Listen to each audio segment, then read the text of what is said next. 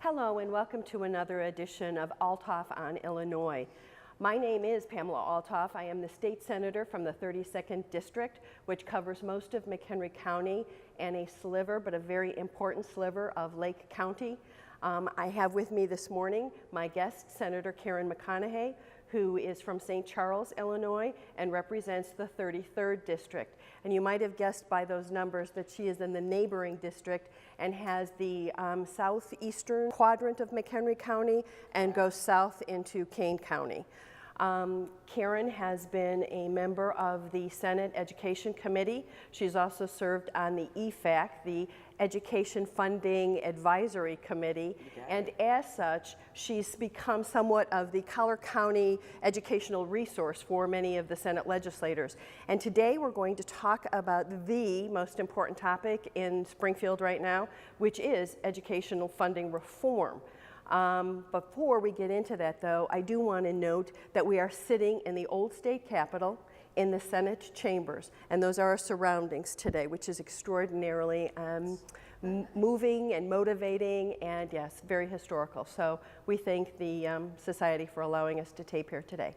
But going back to educational funding reform, back in 2013, I'm teeing this up for you, at one of his appearances, Speaker Madigan indicated that he felt that the suburban and downstate school districts were getting a free lunch, particularly when it came to paying for pension costs.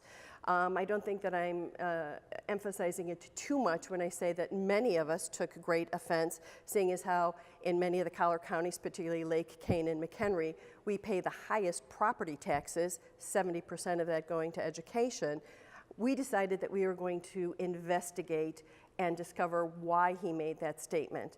And a study was done, and I think even the Senate Republicans were surprised at its results. So, Senator McConaughey, can you kind of give us a little bit of the study results that we used moving forward? Yeah, I'd be happy to. I think even maybe Speaker Madigan was a little surprised by the results. I think everybody, and it was the first time that there was an effort to really analyze the numbers objectively. And I think we as Senate Republicans wanted to know what was the truth about the equities of funding of education. What we found out was there's nothing equitable about any of it, that in fact the city of Chicago gets the lion's share of the money.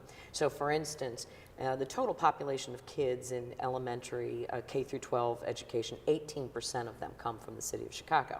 But clearly over half of the money that is invested, state money that's invested in primary education, over half of that goes to the city of Chicago, some of it right off the top in Chicago block grant, something that you've worked very hard to try to end that. For people who don't understand what we're talking about, essentially it says, here's a chunk of money for Chicago public school system, and then we'll divvy up everything else. A couple of categories we started out with a single funding mechanism, and little by little the legislature, controlled out of Chicago, has chipped away at that. So essentially things like poverty grants and special education and early childhood are special funding mechanisms where again, transportation, 18% of the total number of kids being educated in Illinois, but over 50% of the money going to Chicago public school system, which averages about $2,200 per student in the city and about $67 for the rest of us throughout the state.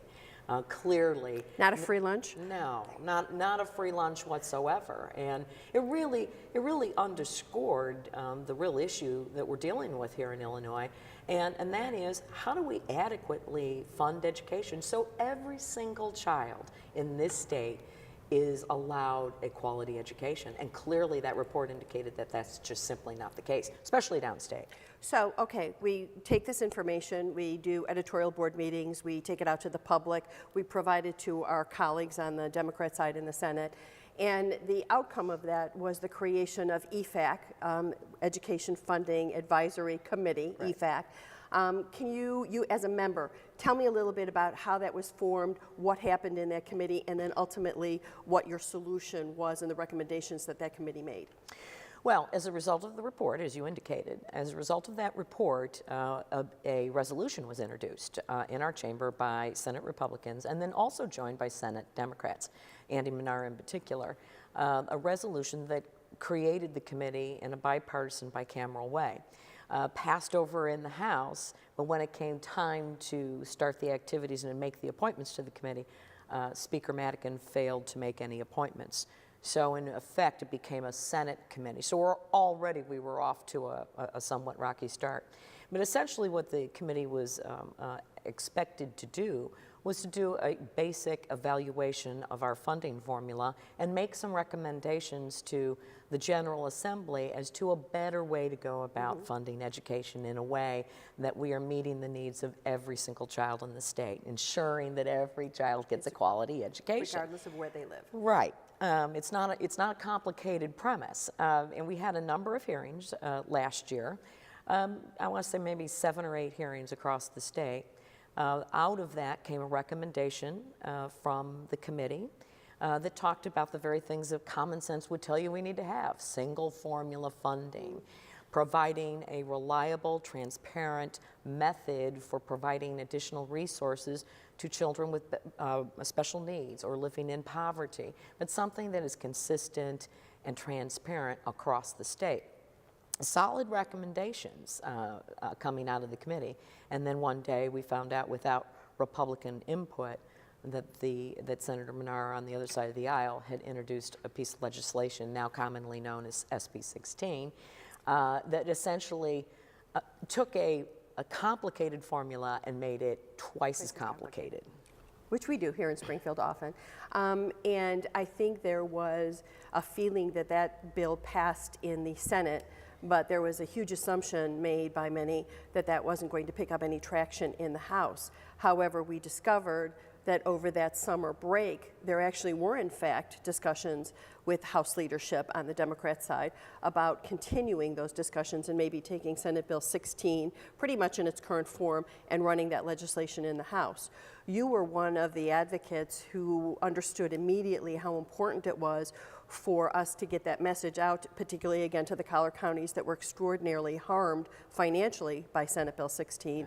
So we had many forums throughout the Collar County area to let our constituencies know that although they paid extraordinarily high property taxes, let me say that again, extraordinarily high property taxes, where most of that money went to fund our schools to ensure that our students, our children received quality education. Now we're going to be taxed, and much of that money was going to be reallocated to schools south of I-80, as we call it, or to the downstate area. I know in Senate Bill 16, just for an example, the school district of Crystal Lake was going to be impacted and lose $5.8 million. And that was almost, I think, 72% of their overall revenues. So tell me then what happened after we went out, had the Senate Bill 16 basically stopped it, and now Senator Minar of Bunker Hill, basically from the Springfield area, has now introduced a new piece of legislation, Senate Bill 1. So can you kind of give me what Senate Bill 16, and by the way too, Senate Bill 16, the one recommendation that everybody agreed to, which was the relief of unfunded mandates, did that appear in Senate Bill 16? No, it was taken out in the final draft that was presented to the Senate and passed. Unfunded mandates relief was taken out of the bill altogether. So the one recommendation that everybody agreed to the one was thing taken out of the bill. that we insisted be put in there was taken out. And I'm being somewhat facetious, and I apologize, I was interrupting. And tell me, how many amendments were on Senate Bill 16? I think there was 8 or 9. And that was basically to get additional support from many of the members on the Senate Democrat side to pass the bill. Right, it became very partisan. What started out as a very bipartisan effort became very partisan. At the end of the day, it was a partisan roll call, more or less, because we were cut out of the process. And the needs of our, in particular, your district and my district, very much. The issues that had such a negative impact on our districts were completely ignored, which is what caused you and I and some others to really engage the general public, our constituency, in educating them as to what was the implication of this bill. The bottom line on what that bill did to your district and mine, it started with an assumption that middle-class communities have higher property values, therefore they have a higher ability to pay for education. Let's analyze that for a second. What does that really mean?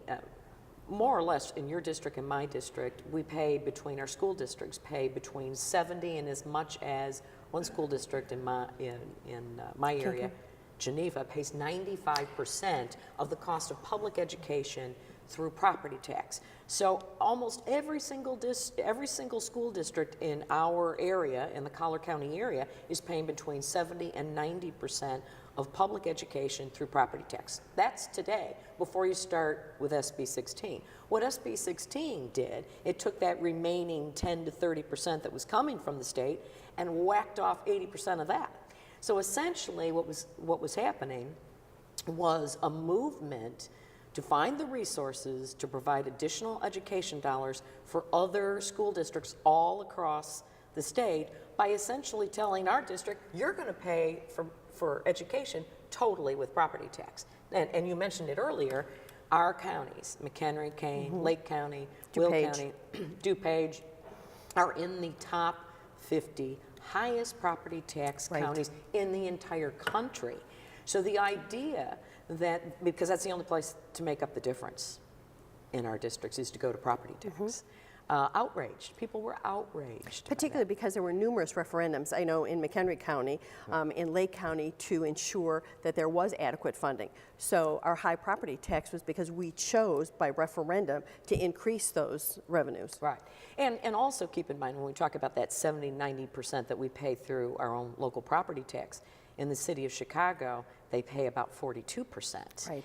On top of that, not to complicate it for your viewers, but the tax mechanism in Cook County is different than it is for the rest of the state. So the average $250,000 home in your district and in my district pays about twice the amount of property tax that same valued home pays in Cook County. So we're getting whacked two different ways on the education funding formula. Right. And what I'm going to do at this particular time is we are going to take a break. We're going to come back. We're going to talk about how Senate Bill 16 compares to the newly introduced Senate Bill 1 by Senator McConnaughay.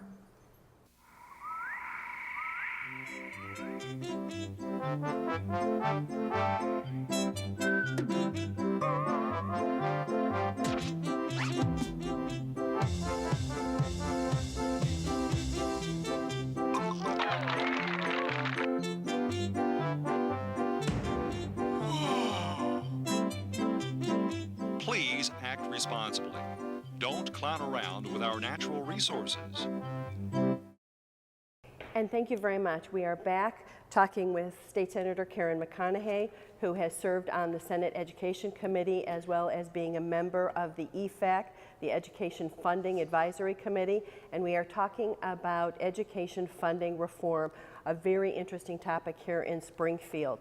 We've just kind of run through the introduction of Senate Bill 16, which actually now has been morphed into a new initiative by the same sponsor, Senator McConnaughay from Bunker Hill, and we now have Senate Bill 1 in this particular General Assembly. So, Senator McConnaughay, can you give me more comparison between the newly revised Senate Bill 1 and what it looks like in comparison to Senate Bill 16, which was extraordinarily detrimental to most of the Collier County areas, particularly those of us who pay extraordinarily high property taxes? Well, first of all, this whole situation is so frustrating. I mean, because at the end of the day, we want to make sure that our citizens can continue to pay for education, and that at the same time, we're all very dedicated to ensuring that every child in the state of Illinois has access to a quality education. So you really don't want to start the conversation with bashing a education funding bill, but essentially Senate Bill 1, which is the replacement for SB 16, really doesn't do anything differently in the final analysis than SB 16. That's at first glance, because up until yesterday, the State Board of Education did an analysis. Our staff hasn't had a chance, as you know, to really look at that. So we haven't had an opportunity to talk to our school districts to verify what those impacts look like. But essentially, at the end of the day, it's taking a complicated formula, continuing to complicate it. There is limited transparency. The Chicago Block Grant doesn't go away. Unfunded mandate relief doesn't happen. And at the end of the day, our constituency is by all indicators, is going to be picking up the entire tab for public education in our school districts. And let's go back. Senate Bill 16, and I know the numbers for Senate Bill 1 came out this morning, but Senate Bill 16, my largest school district, which is Crystal Lake, Illinois, would have been affected by losing $5.8 million. Which obviously would have resulted in extraordinarily massive cuts to wonderful programs, to teachers, to all of those support services, or it would have been, again, a choice to go back and ask already highly taxed constituents to increase their taxes to fund education again. So this was not in the best interest of our constituency. Senate Bill 1 is pretty much the same evolution, and our districts would be negatively affected from a financial perspective. Yeah, I have one district losing $7.4 million, another one losing $4 million. You know, we're taxing people out of our homes with our current property tax system. And that's why you and I are put into a position to really argue over this issue, because young families are finding that they come to our communities because they want a quality education for their children, but they can't afford to live there. The people who have made the investment in our communities their entire lives as in retirement can't afford to stay in our communities because the property tax is just going out of sight. The indicator of what this will do to our constituency is anywhere from another $160 to $300 a year, and compounding on our property tax bill every year. And at this particular point, we've talked about the fact that now my property tax payment per month is higher than my mortgage payment, which is absolutely ridiculous. It's common. Right. It's very, very common. You know, if I can. Well, please. I think it's important to make the point. We're not against more money for education. We need more money for education, and we need to create better equity. But we're already paying in our districts the lion's share of the costs. We need to find another way to create equity without pitting one area of the state against another. I mean, it's just bad public policy. It really is a bad way to. We need to really look at formulas that measure performance. And does not Senate Bill 1 also change? Let me get this correct. The way we currently decide to fund general state aid is that the state board creates the foundation level and then we appropriate to meet that foundation level. Senate Bill 1 switches, removes it, and it changes it so that we decide how much money we're going to appropriate for education, and then we back into how much money we set as the foundation level. Very dangerous. Correct, because right now, independent group of folks with education background make a determination as to what we should be spending, which, by the way, we prorate it and only pay about 89% of that, and not even that much in our districts again. But professionals who understand the cost of education currently are making those recommendations. Taking them out of the equation and leaving it up to the General Assembly is, as I always say, we know just enough to be dangerous.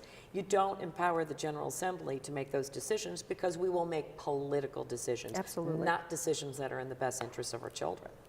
And speaking of that, there has been an initiative from educators who have come forward and have a proposal. It's referenced as Vision 2020. Senator Barackman from the Bloomington area is carrying a piece of legislation that takes the funding component of that proposal and works it into a piece of legislation. I believe it's Senate Bill 1403.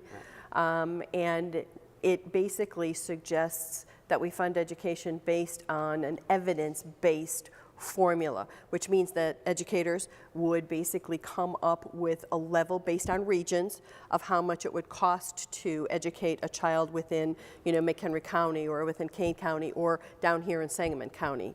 Do I have that? Yeah, you do. I'm sure you've seen the proposal. It's very professionally done, very well thought out.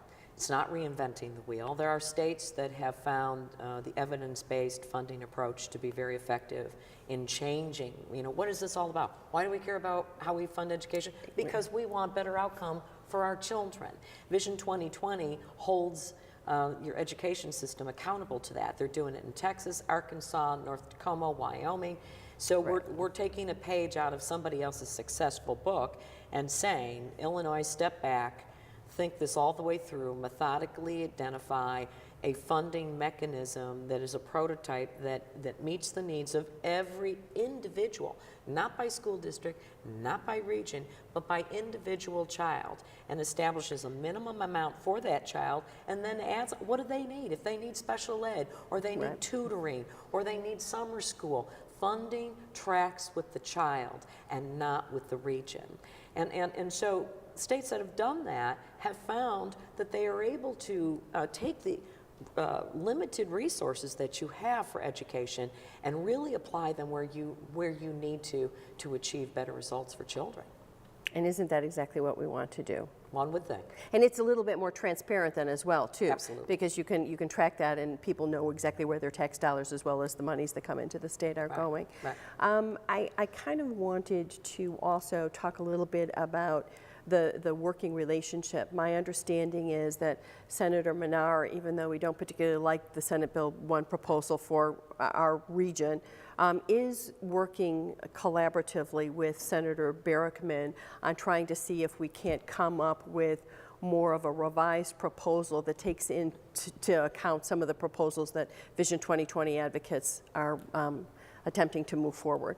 Yeah, he is, and I know that you and I appreciate that because it did become rather controversial amongst some of us last summer. But I think that he sees the merits in this sort of it's a much more methodical approach that has the transparency and accountability.